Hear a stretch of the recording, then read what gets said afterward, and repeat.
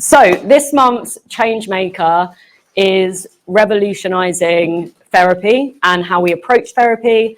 They're making therapy as normal for our health as going to the gym. We love that. They're taking on the mental health crisis of insane wait lists and inaccessibility and all of that stuff that we hear about so often by bringing therapy to our high streets and making it as easy as possible to get stuff that felt unheard of for a really long time, like same-day therapy appointments. So I have been a huge fan of Self-Space for some time. You'll probably see me commenting on almost all of their LinkedIn posts, no regrets.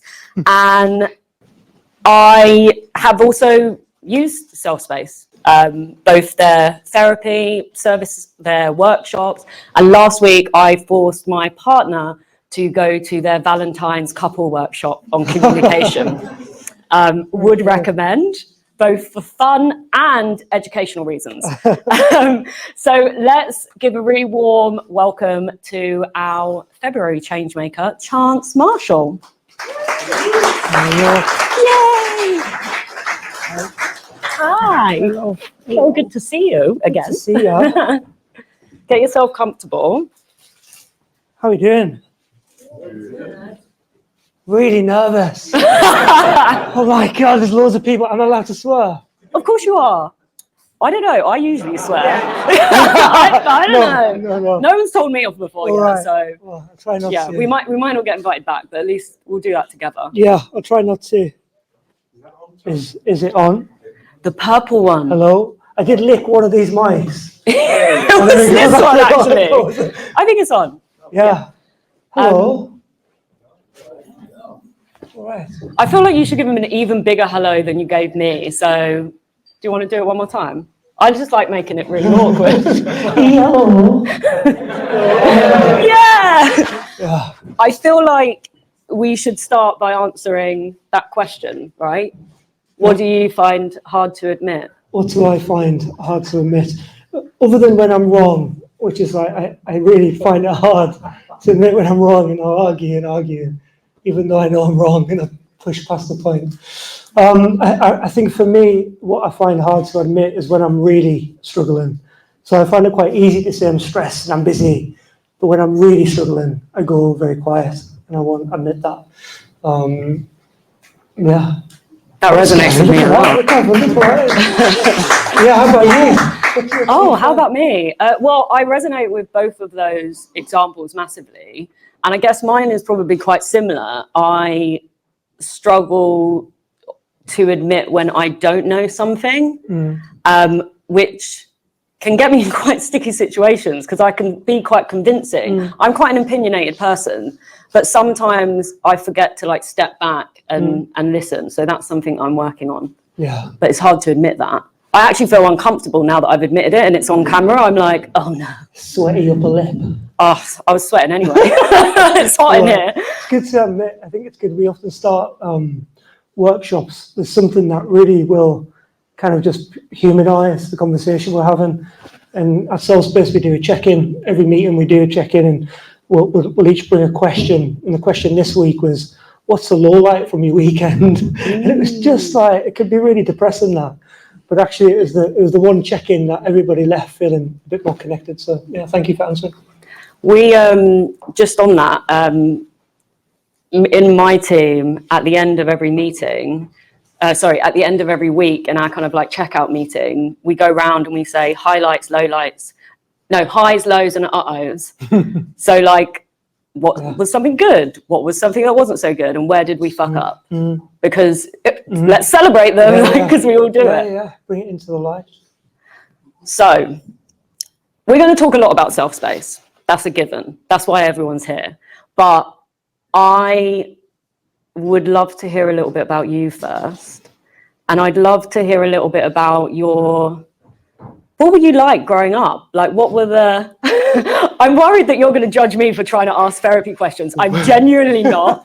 Tell me about your childhood. No, but I'd love to, like, how did you get into therapy? Why that career choice? Yeah.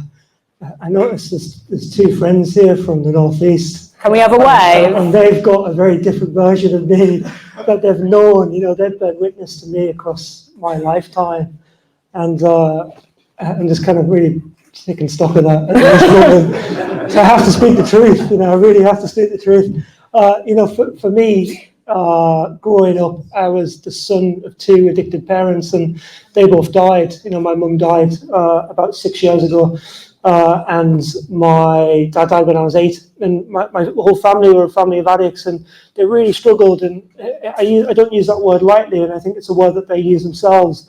And it was just an attempt to solve a problem for them. And I was born into this world of, real poverty and real struggle. And nobody talked about how they felt, ever. Nobody ever talked about how they felt. Conversations would happen behind closed kitchen doors. And but I'd always kind of be wondering, like, what's going on? What's going on? What's happening here? And I think, so I was kind of attuned to this. I was attuned to the lack of kind of emotional vocabulary and language growing up. And I had a pull towards kind of understanding people. And that, I really found that through the arts and drama growing up. I was really misbehaved in school. I got kicked out a lot. I used to have to go home for my dinner because I'd have fights at dinner time. It's really got into a lot of kind of trouble. But the one thing I enjoyed is drama. And, there was one teacher, I think we all have those teachers, like one or two that we remember, the ones that kind of went a little bit further to really make us feel like we belonged there. And mine was Ellie Hopwood, and she was amazing. And she was like, she really believed in me. And she'd let me kind of knock about with her, really. When I didn't want to do other lessons, I'd kind of go to drama, and I'd find myself kind of kicking about. And I think when I was about 15, she was doing a class for year 6s going up to year 7 of autistic children. And she was running a kind of drama class, and I was doing it with her, and I was supporting these kids. And I was like, oh, God, this is amazing. I was like, imagine if this was a job. And she was like, it is a job. You can do this as a job. And it was the first time I was like, oh, shit, like, I just switched on. She wrote down on a piece of paper, college, uni, job. And it was like the first time anyone in my life said, look, you can do this. And so I went like a really long way around becoming a therapist. I started off kind of in the arts, and I did a creative arts psychotherapy master's at the Royal Central School of Speech and Drama, and I couldn't afford to get on, didn't have any money. So so very emotional talking about it. But it was paid for my therapy, I kind of got on, and there was about 40 friends who said, look, you've got on the course, and really moving. They got on the course and you have to go. So they were like, right, well, we're going to pay for it. And so my wife's dad said, look, I'm going to invest in your rent, and 40 friends said, no, we're going to pay for your therapy, which was amazing. And yeah, very grateful. That's gorgeous. So thank you for sharing that with us as well. Like, that's a really, 100%. Welcome to like really intense group therapy. But yeah, it's a miracle. Like, it really is a miracle that I ended up here and ended up in the position I'm in now. And it's not for like just real investment from people into me and into my life. And yeah, I'm very grateful. And I guess did that kind of that support and generosity and kind of belief. I'm like, maybe I'm making a link too quick there of like, when we talk about self-space and how the accessibility part and it being like, we're here for you, like when you need it, like just come in. Like I've seen you talk about that, like really labor that point, like walk into one of our stores. I don't know if stores, one of our sites. And there will be someone there to talk to you. Is that kind of, does that kind of link back to that experience you just shared? Well done. You could be a good therapist. I think it's no coincidence that we do. I don't think any of us here. I don't believe in coincidence, and I don't believe it's ever a coincidence that we do the work we do. And the first question when you do a therapy training is, why do you want to be a therapist? And I think self-space in so many ways encaptures what my experience was growing up and then being facilitated to access therapy. And I think that's why, when I met Jodie Carris, as the OG founder at Self-Space, much more glamorous and articulate and better presenter. She's an amazing woman, and she started it, and I met her just at the beginning. It was like week 1, I just said to her, because I didn't start as co-founder, I just said, look, let me come on board as a therapist and I'll do a couple of days. I said, you just pay me by the hour. And it kind of gradually progressed. But yeah, I don't think it's a coincidence that this was the thing that I connected with. This was the thing that I thought, you know what, I'm going to give my time and energy and creativity to this thing to make it work. And yeah.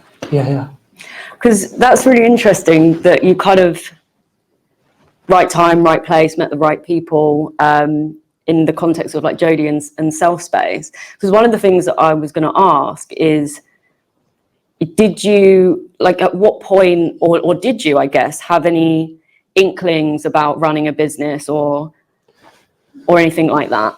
Yeah, like I was kind of, so my first degree was in performance practice. I was a kind of starving artist. There's no way I could have made money from doing that. And I really have a deep admiration for people who do. But I worked in retail for about 7 years, and I kind of ran menswear stores and ended up kind of, I worked for a lot of kind of retail brands. And so I'd always kind of worked. I'd always loved working. Yeah. And I think if it wasn't Self Space, it would have been something of that shape and size. Before I did that, I was working with refugees and asylum seekers in addiction, unsurprisingly, and in kind of schools and prisons. And I'd bike across London. It'd take me an hour to get from place to place, but I was just in the work and I'd love the work. And I thought, you know what, I will do something. And at that time, I met Jodie, who'd started this thing. And I thought, well, do you want some help? And she was like, well, no. And then gradually we kind of we chipped away. We kind of established a good working relationship. I love that. And I, as a co-founder myself, I'm always really interested in co-founder relationships and how, in many ways, they are like it's a marriage of sorts. You've kind of committed to something, this kind of shared mission together. And there's highs and lows, as I imagine there, as I know they are in relationships as well. How have you and Jodie navigated your co-founder relationship over the years? We're two therapists, and it's really important to remember that. Also, my wife's a therapist. These two women in my life are really fucking articulate and incredibly emotionally intelligent, very quick. But I think with me and Jodie, we actually are very similar. Like, we got very similar backgrounds, and she was from similarly a very working class background, and found herself kind of, going around like a big loop towards therapy through presenting. She's a TV presenter for a while, and so we've worked really hard on how we work together, and that's looked like different things across the years. It's looked like intentional time. We'll take ourselves away for a retreat, and we'll run a retreat for each other. So she'll run half, I'll run half, and we'll facilitate for each other. It's looked like joint supervision. So we went with a kind of senior therapist who sat us down and goes, right, how are the stories of your lives showing up in this business, and how are you relating to each other, and what does that mean? And looking at it all through a kind of psychodynamic lens, and goes, well, the story of my life and the story of your life, they're kind of meeting. Whether we're talking about that or not, they're kind of meeting. And it's up to us to kind of untangle that as much as possible. And I think as co-founders, like any kind of dual relationship, there can often be a kind of like a kind of compensatory function that you'll hold for each other. We might call that in therapy. And so often, much of our work is around how we balance out how we're compensating for each other. So sometimes, and she won't mind me saying this, if she's been a bit of an arse, I'll be really nice. And if I'm being a bit of an arse, she'll be really nice. And often we'll kind of balance each other out. And in other days, that might look like, look, I've got 20% I can give today. I'm absolutely knackered. You're going to have to bring me over 80, because there's a team looking at us to guide them and to support them and give them a bit of direction. And so often we're kind of, it's kind of grabbing that for each other and supporting each other. And but yeah, it's really hard work. I don't think it's easy. I don't think any co-founder relationship is easy. And I think you have to kind of have to have a base level of like love for each other in one way, really platonically, but a base level of just love and knowing that no matter how they're showing up, I speak about myself here, no matter how they're showing up, they mean well. And it's like, how do we trust that, in each other and in what we're trying to do together? Yeah, 100%. I can only imagine what it's like having two therapist co-founders. I think me and Alicia try and do that for each other. I'm not sure if it's legit, but maybe you can give me some feedback on that sometime. Yeah, that'd be great. I'm conscious that we haven't, well, I did a bit of a intro to Self Space, and I imagine that pretty much everyone here probably knows what it is, but it's actually grown in terms of its scope and what you offer. We were talking about it a bit before we came in. Can you summarize what Self Space is now, and maybe also a little bit what Self Space is becoming too? Yeah. Yeah, we talk about ourselves as a kind of on-demand mental health service on the high street. Ta-da! The world's first, which is like a proper wanky marketing, but it actually is, I think, and nobody else is doing it yet. So look, we opened Self Space in 2018, and it was in a very, very tiny converted stable in Shoreditch, and it had 2 rooms. And it was terrible for clients who were claustrophobic because they couldn't even open the door. And we had some serious problems, and they had to go outside for the toilet because it was a toilet outside. It was like the fucking 1920s, and it was a really cold space, but it was like warm with people. And we opened it, and when we opened, we just put this really heavy wooden sign out the front. Somebody asked me at the bar, I was like, how did you get your first client? I thought that was a great question. I just said we put the sign out and just hope someone would notice it and come in. I was like, listen, there was no marketing, there was no real robust business plan. You know, we haven't really spent anything on the marketing. And I know a lot of founders say that, but quite genuinely, we spent very little in 5 years. And in the first 2 years, nothing, literally not a penny other than, tote bags and visuals. But so we kind of opened up this little space in Shoreditch, and it was like next door to a Vietnamese restaurant. Shoreditch Nails and Nail Bar, it's incredible, still going now. An eyelash bar, and then mental health. And people would come in and go, "What's this then? What are you doing?" It's for the head. It sounds great though, a bit of everything. Like that's a pamper day for nails, me. Skin. Yeah, and some great food. Yeah, lovely. Vietnamese. Yeah, Vietnamese and therapy. But yeah, we opened it, and I don't think Jodie would. She said this as well. She didn't anticipate how busy it would become very quickly, and our first client came in and just said, "Hey, I'd like to book a session, please." And used to do it on the phone of like how many sessions we needed to cover to pay the rent, and we kind of check and go, we did rent, class, it's a good day. And then Wyden and Kennedy, an ad agency in Shoreditch just around the corner, they came in, and Jodie worked there years ago, and they said, well, can you come and do a bit of work with us? And they were the first kind of B2B project that we had, and they came and said, well, we'll buy a bundle of therapy sessions for staff, and come and do a couple of workshops and talks. And so all of a sudden it kind of opened up this other avenue of business that equally we didn't kind of massively plan for or anticipate.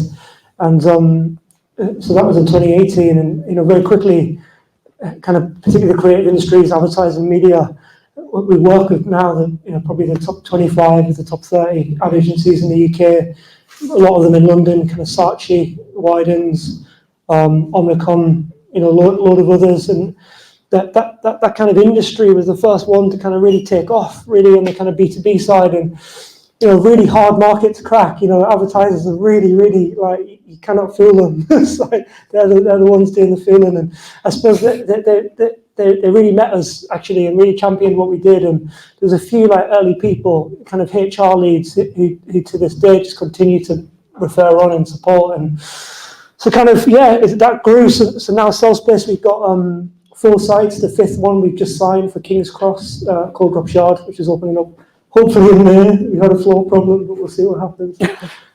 If my investors are listening to this, it's fine, don't worry.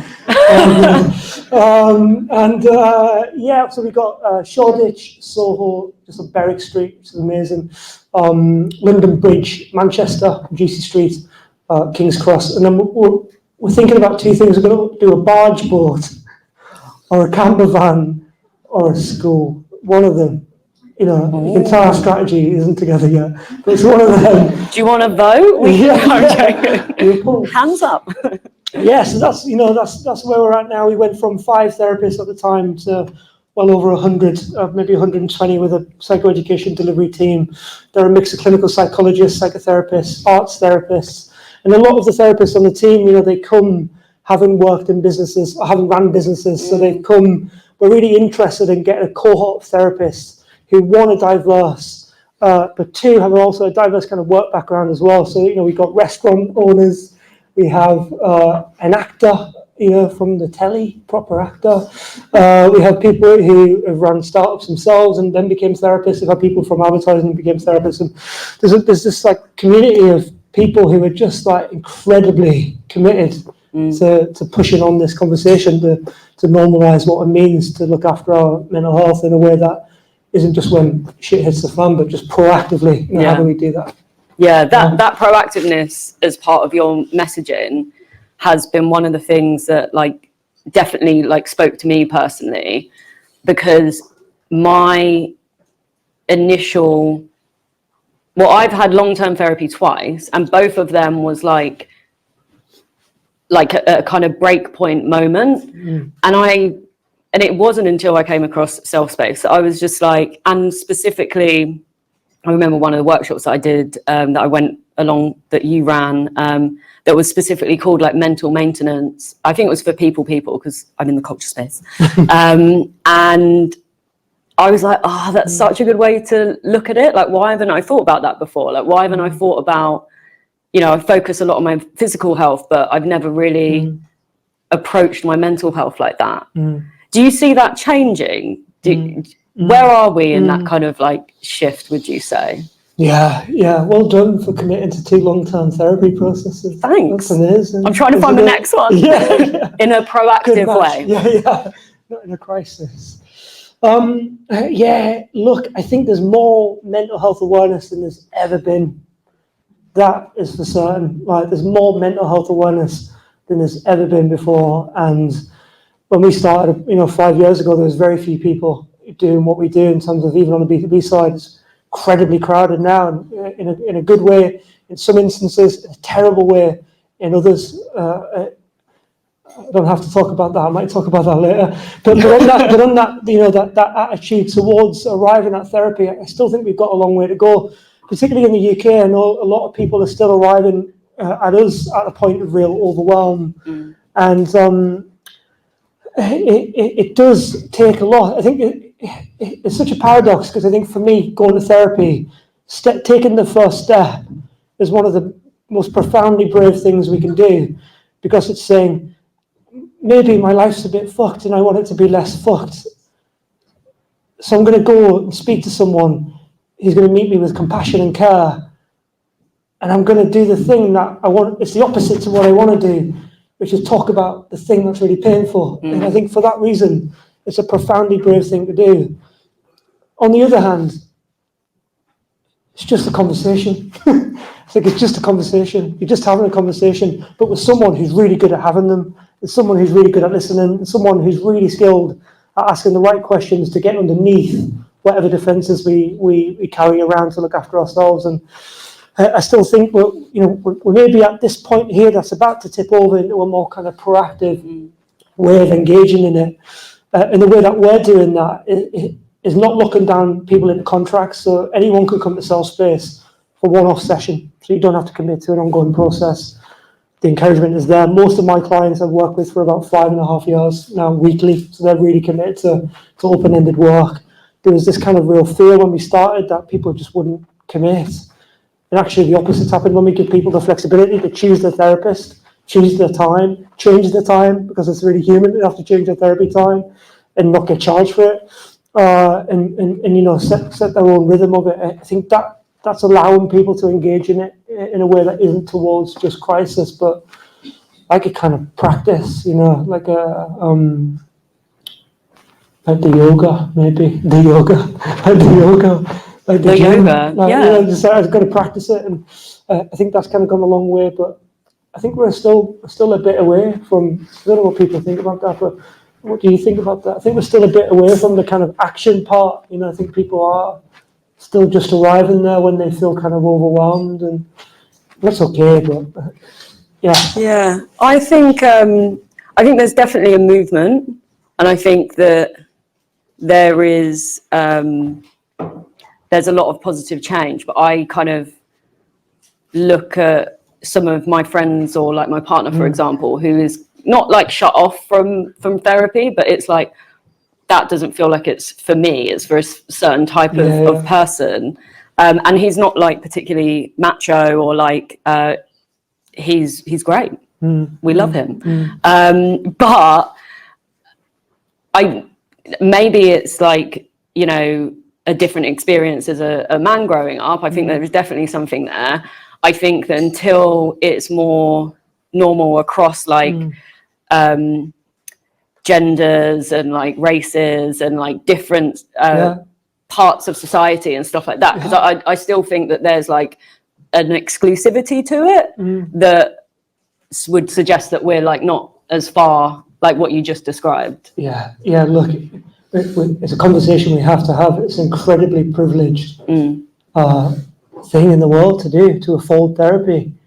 It's incredibly privileged, and you know, while we're not a charity at Southspace, for Jodie and I anyway, it's been front and centre for us in terms of the trajectory of the business, getting ourselves to a point where we're able to open out therapy to people who otherwise wouldn't have been able to afford it. And we're doing that in ways of offering low-cost counselling and psychotherapy, ways of working with programs with University of East London to bring in kind of really good, competent, you know, newly qualified therapists and putting them on kind of lower rates. You know, we're thinking about kind of group-based models, and I think that area in and of itself there's a huge amount of work to do on a governmental level, societal level, but also for us as kind of, you know, business owners and people who are running therapy services. There's so much more that needs to be done, and we're definitely not getting that perfect at the minute. So. Oh, but you're nailing what you're doing. I think that is definitely safe to say.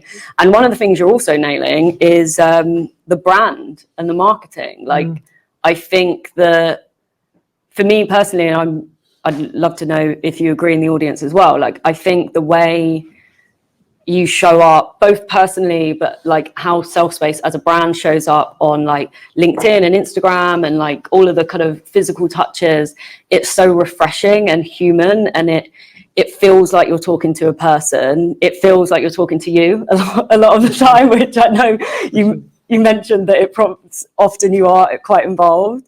Something I wrote down here, it's simple, yet that kind of like is what makes it so brilliant and so warm. And I guess, how do you get that so right? And how do you keep so consistent with it? That's really kind, thank you. You're welcome. So the only consistent thing at Southspace is like absolute chaos. Like, it's not, it might look consistent. That's reassuring. I think for a lot of us. It might look tidy, like the front of the shop's lovely, back of shop is a mess. But the rooms and everything are beautiful. That's lovely. You know, it looks beautiful, but I think in the team, and you know, I'd be lying if I was sitting here going, you know what, everyone's really calm, no one's overwhelmed, everyone's absolutely on the same page and aligned all the time. It's just not the case. And I think particularly on the marketing, there's something really interesting happens when we take mental health and it meets marketing.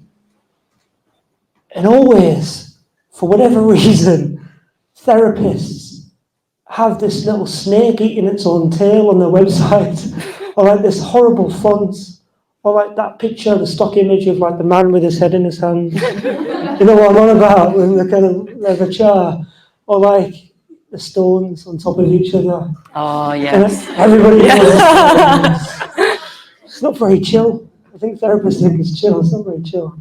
But this weird thing happens when like therapy meets marketing. It has done for years, and I think it's because I think historically therapy has been incredibly stigmatized, and going to therapy has been incredibly, it's like a dirty word for a lot of people. And I think that the marketing hasn't helped it, and the way it's been framed hasn't helped it. And so we've just tried to keep it really simple, really human. In terms of the marketing, I really use that word really lightly, because we've only just got a marketing manager, Mr. Jade. She's amazing. She's been with us for about 8 months. Before that, it was just me and Geordie's kind of like just trying to do it, and it was just us, and we did everything. And I still write kind of 95% of the copy, and it's something that I enjoy doing, something I do as a practice. And I think, and we haven't had a marketing strategy for 5 years, which is really stressful for people coming in, but it's kind of worked for us because it's meant that we've just been able to kind of do what we've been doing without attaching it to KPIs. And even with the investment that we've got recently, like everyone's just asking about this kind of seeming pressure, and we're not meeting it with pressure, because I think if we can still do what we do creatively, we'll get to where we need to be without worrying too much about that kind of measurement piece. I think when marketing meets measurement, sometimes it can become creativity gets killed. So thank you. It's a week and a prayer. There's not much to it. But you know what? I love that though, because I think that there's like a big part of these events is what can we learn from other founders and other people building great businesses, and I think that there is a learning there of you don't have to go from 0 to 100, or you don't have to seek that perfect setup or that perfect way of doing things straight away, or even fairly far into your. It's like what does your business need right now, and adapting to that, because I think that with marketing, for example, so we have someone supporting us now, but for a very long time it was just me and Liz, and we kept trying to change that, and it never worked. And we kind of sat back and was like, well, actually, should we keep trying to fix that problem that we think is a problem, but actually it's not, because the content that we're creating is resonating with people. So yeah, I just think there's something like progress over perfection is kind of what came to mind there. Yeah, absolutely. I think everybody's quick to give you a strategy for your business. Yeah. Everybody, the amount of people who email like, oh, can we do strategy for self space? I was like, no. So, that's why you didn't get back to me. No, I'm joking. I haven't done that. And I think everyone's very quick. And actually, what we found is like, just do it, just do something, try it, and some of the stuff's been amazing. It's really worked. And other stuff just kind of fell on its arse. But I think it's been fun and we've enjoyed it. And I think particularly the enjoyment piece, I think for so many founders, I don't know if there's any here now, but it's a slog. Like most of the time, it's miserable. I don't know about you. Like a lot of the time, it's just grunt work. Like it's just really, really hard work. And, whenever you get a moment of joy, just keep onto it like a thread, like keep hold of it, keep following it, keep doing it. Because it's really hard. It's really, yourself, we talked about it earlier. It's like a lot of the work is just really hard and often boring. So I'm just trying my best to keep this up. And I think sometimes there's this idea about like running a business that would be dead sexy and like dead important. It's like, oh, great. Actually, it's just like, it's hard. It's really hard. Yeah. With that in mind, I had another question that I wanted to ask, but I think I'm really interested in what are some of your favourite things about building self space. I think that would be fun. Yeah. I think for me, it's sitting in the site. So like, I try my best every Wednesday. I live in Leeds now. Actually, I commute down to London. I practice 1 day a week as a therapist. I'm kind of holding on to that, despite how busy the business is getting. My identity as a therapist is really important. And on a Wednesday, I'll go down and I'll go an hour early and I'll just sit in the waiting room and watch people come in or walk past. And it's just like, there's been some moments. When we opened up Livingston Street, it's kind of the biggest site we opened at the time. And like the first week, I think there was about over 10 practice that I had personally with people. And one of them was a man walking past, just like bits, and he's just like, kid, burnt out. And then he came, our co-founder, booked him in the session. It's just like, oh, that's it. That's what we're doing. Yeah. The day after, there was his family had took their own life. Tragic. It was just like, trying to get therapy in the NHS, just taking too long. Booked in like the same day. And it's just these moments of like instantaneous meeting of need and we're not a crisis service, but we are there, and we're not going to turn anyone away. And even if it's a point, I had an email the other day. There was a kind of Geordie woman who came in. She was amazing. She won't mind me sharing this, and she was frazzled, and she was just like, she met by 2 other northeasterners in the space of a cup of tea, and sat her down, and she booked in for therapy again the day after. And I think those moments for me are constant reminders that we're on the right path. We're doing the right thing. And I think the site model, particularly around the investment piece, there's a lot of investors going, it just doesn't work. This is not profitable enough. You shouldn't do it. Don't roll it out. Don't do it. And until we met, Redrice, who we're working with now, and they were like, this is what you have to do. You have to follow it. Even though it's not the most profitable, you have to follow it. And I think that cultural piece, placing therapy on the high street, at the heart of our communities, for people who might not even need it, or know they need it, but might walk past it and catches their eye. For me, that's probably my kind of favourite part of what we're doing, and the part that I kind of connect with the most and gives me kind of energy. And that and practicing still as a therapist, it's the best job. I see the piece in the Financial Times where it's the profession of the century. Everyone's going into it. I think, great. Yeah, imagine what the world would look like if there were more therapists. And I'm not putting them on a kind of moral high ground, because we're all mad. Most therapists you meet, if they've really suffered, and I think the best therapists have really suffered. But I think actually, they're also really kind, warm people, and I love that. I love practicing still as a therapist. I love that. Yeah. I actually have so many more questions, but I've got my signal that I need to soon let our lovely audience ask some questions. So I'm going to ask one more. Let's squeeze one more in. And that is, I would love to hear what mental maintenance looks like for you personally. So what's your mental maintenance cheat sheet or checklist? Screaming into a pillow. Love. Right, that's it. I'll do that's it. Screaming. Done.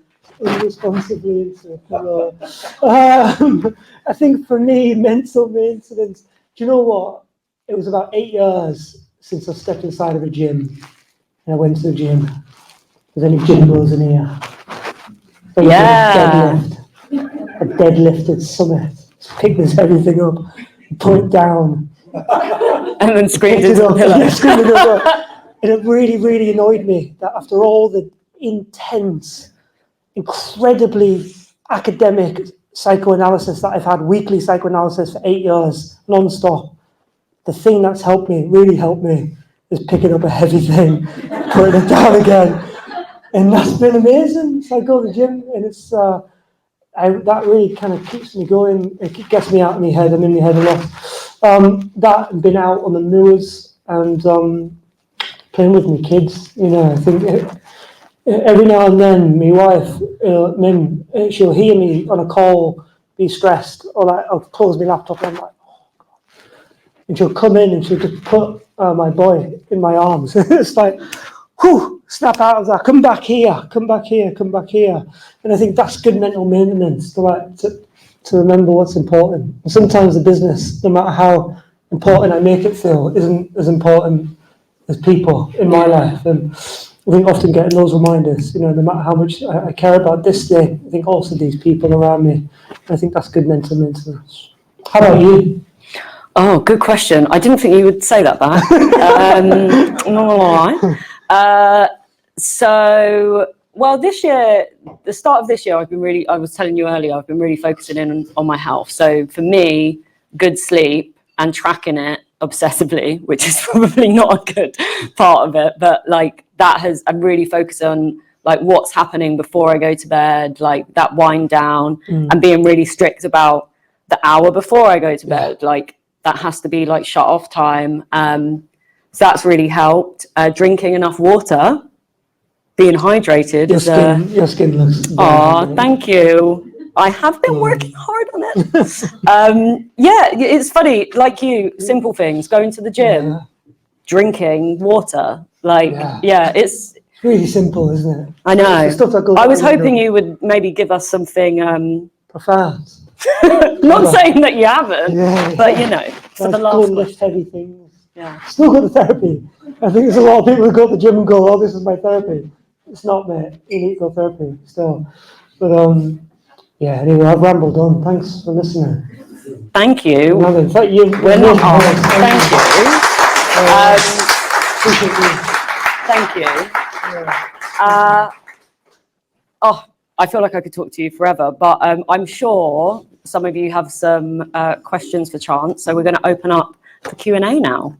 By the way, what I have to do is repeat the question for you, or you can repeat the question, or we can both repeat the question, just so people online can hear it. Cool. Who would like to kick us off? Hi, do you want to introduce yourself and so we know who you are? Hello, yeah, my name's Chris. Been to a few of these events before. It's fun, really interesting. You just got such a don't know, just a beautiful way about you. Just since you sat up there, it's been so enjoyable listening to you talk. Honestly, it's been great. Thank you, man. So well done for everything you've done. Just curiosity for one thing you said, and I was just thinking about it because I know some people sort of working in kind of mental health charities, and you sort of picked up on saying we're not a crisis.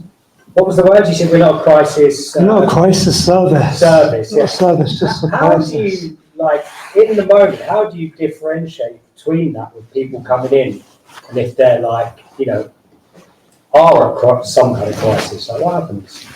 Yeah, what's your name again? Chris. So Chris has just asked, like, how do we differentiate ourselves from being a crisis service? When in the moment, you know, if someone comes in, I think to answer that, we don't in the moment. If someone comes in and they're in crisis, we deal with it. You know, and we got a front of house model at Saltspace, so every one of our sites have got a front of house. You know, and shout out to them. They are doing incredible work, and we kind of train them up with the kind of mental health champs training and the kind of basics really to meet people where they're at. And we've got a robust kind of signposting service. So if anyone does come in and they're in crisis, which they do, we're able to kind of, you know, really give them very clear steps. And if they're there and they're in risk, so we do risk assessment. If they're in risk, we're not going to let them go. We're going to call an ambulance and support them properly. So we assess the level of risk and then we signpost them on, you know, in the immediate. But in the moment we don't. But again, what I meant by that is that we don't frame ourselves as a crisis service, and I think there's a lot of absolute overwhelm. There's a lot of crisis services that have got wait lists, which is wild, right? Even kind of A&Es, right? You know, and kind of they're just kind of inundated. And I think the level of the level of crisis now, the threshold's so high. You have to be almost. And trigger warning for this, you have to be almost ready to die in order to be seen. And I think that's what we're trying to do with the proactive piece, which is like, let's just stop trying to like rescue people from wanting to die and start dealing with that thing that might turn into that, but actually even just right at the very beginning of it, within their workplace, where they are on the high street, we're trying to kind of really attend to that before it gets to a problem. But in the moment we support people, we kind of don't turn people away. Thank you. Yeah. Hi, we've got someone at the back there. Yes, you. Hi, my name's Ricky. I'm co-founder of a company called Sixology. Really interesting. Thank you, Chance, for the opportunity to speak with you and talk about your business and how it's grown. I'm quite keen because I've looked at this space some time ago, probably about 10 years ago, and followed Better Up as a model and seeing how you, in particular, didn't focus on coaching. You very much said it's about therapy, which is amazing because it's normally seen as a stigmatism, whereas therapists are quite used to that. But I'm just keen to understand a bit more about your commercial model. How do you take your commercial interests? Are your therapists freelance? And then secondly, what proportion is organizations, companies versus individual? That's to get you to sign an NDA, pal. Happy to answer that. So we are therapists, and that is very intentional. I think there's coaching services out there. When we're not coaching service, we are qualified therapists, and we have therapists who also did a coaching training, so we do offer that as well. Out of all the therapists, we have a kind of core team of therapists. We have a kind of clinical kind of team, a clinical director, lead clinicians who are the kind of holding and the guardians of the community of therapists, and they work closely with us and their employees, and then the rest are freelance. So we've developed like really good, strong relationships with freelancers who work with us and who have, other. I think there's something really important about that as a therapist, that we don't just stay with one client group. It gets really tough when we do, and I think there's a real benefit. So a lot of our therapists might work within ED clinics, or for the NHS, or for other spaces.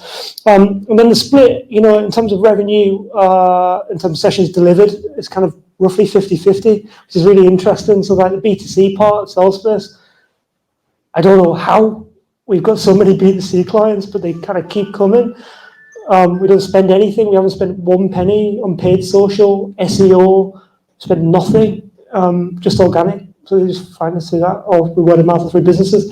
And then, we work with over 200 businesses now, and some of them might be like, Red Bull, Huel, Oatly, kind of drinks, and kind of food and drink, kind of the Old Vic Theatre, kind of cultural institutions like that in London, and some kind of, a lot of ad agencies, law firms, and these are people who have just like are really willing to put their money where their mouth is about supporting their people. And a lot of businesses talk about it, but very few actually spend the money on it. And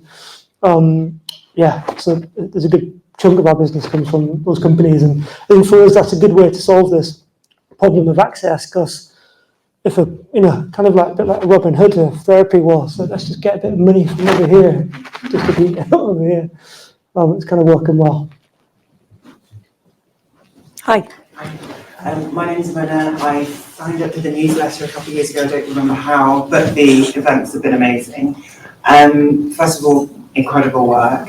And I really loved what you were saying about either doing a minute camper van or the school. I think those two options would be amazing, as in sort of moving around. And one question, are you thinking about doing it for kids as well? So when you go to the school, would it be for the kids? Would it be just a sort of location? Parents would definitely need it. And the other question is, it's so needed. How are you going to grow? How are you going to make, because it's something that basically everyone's sort of crying out for. Yeah. So, can you say your name again? Muna. Yeah. So Muna just asked, do we support children, young people, and how are we going to grow? That second one's going to take a bit of time, I don't know. I do, again, if the investors are listening, I absolutely know. Exactly know. I promise you a good return in your investment. So Muna asked, children and young people, look, Jodie's business before Self-Space was a business called Caris Creative, and she put therapists in schools for 15 years. She did her time, she worked really, really hard. It got to a point where budgets for schools were killed off. Really killed off, and our children and young people are suffering because of that now. We have specialist therapists on the team who currently work with children and young people. So parents bring their kids in and they have a session, they go for a coffee, and we run those sessions. We work with some schools as well, so around London and outside as well. That schools piece is like, it's kind of on our mind all the time, and we're finding ways to kind of resource that part of the business. At the minute, adults has made the most sense. It's been the most straightforward. I think the need is so great for children and young people, but we almost kind of don't quite step too confidently into it, because the last thing I want us to do is like go out with a promise to solve this thing, and it's bigger than all of us and bigger than Self-Space is right now, and so we're very cautious. Doesn't massively answer. We do work with children and young people. We don't market that a lot, but we do work with children and young people. In terms of how we grow, on the high streets, I think one in every major city. I'm interested in kind of rural and coastal towns. I'm from Hartlepool in the northeast, and the northeast. Get in. The northeast has got the highest suicide rate. So we're from there to the suicide rate. And genuinely, the northeast got the highest suicide rate in the whole of the UK, and currently very little support. So I'm interested in, yes, let's hit the major cities, but let's really reach out to kind of coastal towns and areas that been forgotten about, and let's try and find models where government can back a bit of money to support in those places, and we can back it with a bit of money to support as well. So we grow by that. We grow with physical locations. I think we're the only company who's doing that now. Maybe we're on the wrong path, but for me, it's something right about it. And then Self-Space isn't a digital business. We never have been, but we are interested in the B2B part, and we are developing a kind of therapist-led learning platform, which is that's hot off the press. Therapist-led learning platform, which will kind of talk about topics from menopause to neurodiversity, parenting to men's mental health, and trying to find a way to kind of get our content in front of more people.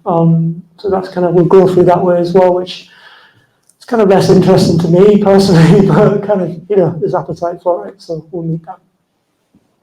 Awesome. Hi. Hello. Hello, my name is Lavina Camden, and I'm a journalist from Jamaica. Great to have opened almost mental maintenance shop when people don't really want to normally say it outright. You said mental awareness is at its highest. How is it translating into addressing the problem of stigma? Especially, what is your observation about the South Asian origin people, which I fear have a lot of stigma around it? And when a client comes to you, do you pair them keeping their culture in mind as well, or is it? Yeah, great question. I think at the heart of any good therapist is intersectionality and how our backgrounds impact the way we meet the world and the way the world meets us and the way we feel and talk about how we feel in our mental health. I think the South Asian community is one of the most stigmatized communities, particularly for mental health. And there's a therapist on our team called Dr. Ravi Gill. And she specializes working particularly with South Asian women. She does incredible work, so shout out to her. She's constantly bringing the conversation of how we create these spaces. And one way we're doing that is within workplaces. So often what there is already within workplaces is, might be South Asian communities, might be LGBTQ plus communities, and we're trying to find ways to work with kind of already established communities to kind of support and elevate their messages and what they're doing as well. In terms of the cultural kind of competence piece, every conversation we have at Self-Space is bearing in mind the person and their identity and how they're showing up. And I think just thinking about my practice with clients, I think there's, as well as stigma, I think there's also deep oppression that we're dealing with, and we're dealing with that in a way that we're not going to always have the answers for, but we're reaching towards a space that at least it feels safe. I think that's the start, that's the beginning of it. And I think safety for me is visibility, and visibility looks like on the high street in a way that is a celebration of going, and it's not into a stuffy, horrible leather sofa, strobe lighting environment, but in a space that goes, hey, it's a good thing that you're here. And I think I've seen and I've noticed, even people coming on their lunch break with their partner, and it's like, oh, this thing that was often hidden, they're coming and doing it on the lunch break with their partner. And, so I think, but to speak into a little bit of that, I could speak more, but I haven't got a huge amount of time. Let's chat after 100%. I think, go ahead. Yeah. Thank you so much for tonight. It's been amazing. I'm a fellow clinical gesture in there and have a psychology business, and I've just been so inspired by you, and I've just kind of been a huge fangirling all of Self-Space stuff. And I specialise in maternal mental health and female mental health, but I know that you've become a dad, and I suppose I was just wondering, and I've seen your sort of dad meetups and things like that, and I just wondered if you've got kind of any reflections or thoughts for other working dads, or what it's like becoming a dad, and also any advice that you need to share, I suppose. It's a slightly different question. What's your name again? Gracie. Gracie. Yeah, sorry. Gracie just asked, she made an observation that I've become a dad. Yeah, and what advice would I give to dads, working dads? And you specialise, you're a clinical psychologist, and you specialise in working with maternal mental health. Firstly, thank you for your work. It's incredible, and my wife certainly kind of needed it. Needed people like you, champion, what it really means to help women and mothers at the time of they're being most vulnerable and most alone. And we had our first boy in the pandemic, and there was nobody around us, and we were both really, really low, and we struggled, man. It was really hard. So thank you for your work. I think on the dad front, I've got 2 boys, 1 4, 1 6 months, and what I noticed is that there's a man's group for everyone, everywhere. There's so many. You go and do yoga, they do baby yoga, they've got coffees and pastries, and there's loads of stuff for mums. Now for dads, nothing. And so I started this little thing called Dad Chat. And what I did is I printed out a little poster and put it in the coffee shop where I lived. I said, look, is there any dads out there who want to meet up? I'm going to be here next Saturday. And just hope people would come. And I put it in a local Facebook group. And nobody uses Facebook anymore, but the groups are thriving. If you want to get anything off the ground, go to Facebook groups. It's amazing. And anyway, I showed up really nervous, really anxious with my boy. And 20 dads showed up with their parents. I was like, what? And every month I meet up in a coffee shop and more dads keep coming. It's my advice is just do it, start something. And when I put that out there on LinkedIn, there's men around the country who started their own groups. So there's a guy who did it down the south, and he just did it to meet other men. There was 30 of them, and there's I think there's such an appetite for men to have meaningful conversations and meaningful moments. And we're told time and time again, men don't talk about how they feel. Men don't want to talk about how they feel. I think it's absolute nonsense, because clearly they do. Clearly there's a real need for it. So if you're a dad, it's know that there's other dads who want to be in that with you and in the trenches, and often you're not going to have a meaningful conversation in the park. You're just running after your kids and trying not to start a baby fight club. And it's hard graft, but just do something and people will meet it. It's a need and people will really meet that. I think if you're a business, don't neglect the dads. Don't neglect, really don't neglect dads. I think that just paternal leave is just shocking. Shocking. A week, most people, 2 weeks. What? It's absolutely shocking. I think there's so much we have to do to change that as well. And accept that you'll be a mess. That's what I've had to get in touch with, really accept. I think for me, becoming a dad is one of the hardest things that's ever happened.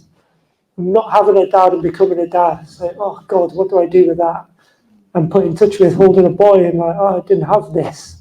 It's so painful and so difficult. And I thought I was alone in that until I did Dad Chat, and it's oh, no, you're not special, pal. So no, I've been through that as well. Yeah. How are we doing for time, Alice? I can't really see, you're in the dark. One question. One more. Oh my God, there's 3 hands. I think I saw this hand first.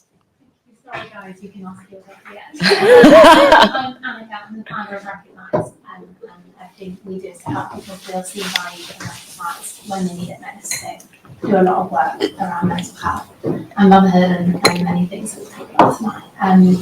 As many people have said, thank you so much. I'm so inspired by you. And I just see a lot of goodness in you, and the world's a better place for you, for sure. You talked about the really hard days of being a founder. So you got a bit emotional. I could probably come today and have to tell a hard day of being a founder today. It's just been a shit day. I think probably a lot of people in here will know what that feels like. What would you say to me? What would you say to other people that are in that place? How do you avoid burnout? What would you say when you're just in the weeds? What would you do? Yeah, what's your name again? Annika. And what's your company? Recognise. That sounds amazing. And you just did that in practice to me. You just did that. And you just that's a profound thing, that, isn't it? Just in you to do that. Sorry if I had a shit day. That's what you asked. So what would you say to a founder? Many founders would have a really hard day, and to avoid burnout, and just to address that. If we weren't here in a room full of people, I'd just sit alongside you. I wouldn't say anything. Actually, I'd just go, all right, that's really shit. It's really shit. Yeah, it's really shit. And then we just talk about how terrible it is and give space to that. I think there's so many founders out there, particularly on LinkedIn, who just shout about 10x in their business, exiting, doing it all, without, any investment, doing this and that. There's these stories that were smashed in the face with every time we open that platform, and there's no reality. And I think, I really, really appreciate you bringing the truth of what this is like, because it is hard graft. And so first thing, I just recognise that it's just deeply human to find it hard. And I think that it's just a really good sign that you're doing the right thing and you care about it. And don't forget to put it down. Right? I think that's what I've learned. Like, often when it's hard, it can make us want to grip it tighter and like really take control over it and make sure everything's perfect. And I think what I've learned particularly helps with having a co-founder, to go, I need to put this down. I need, just for a day or just for a week, I need to go and, me and my wife talk about needing to see a different face. If it's stressed out the kids, I just need to see a different face. Put the kids down. And I think it's the same for founders, like see a different face, take yourself off, go to a coffee shop and start a conversation with a stranger. Like, just take yourself out of the world. It's such gravity to it. We live and breathe it all the time. And I think one of the best things is putting it down and having enrichments outside of it.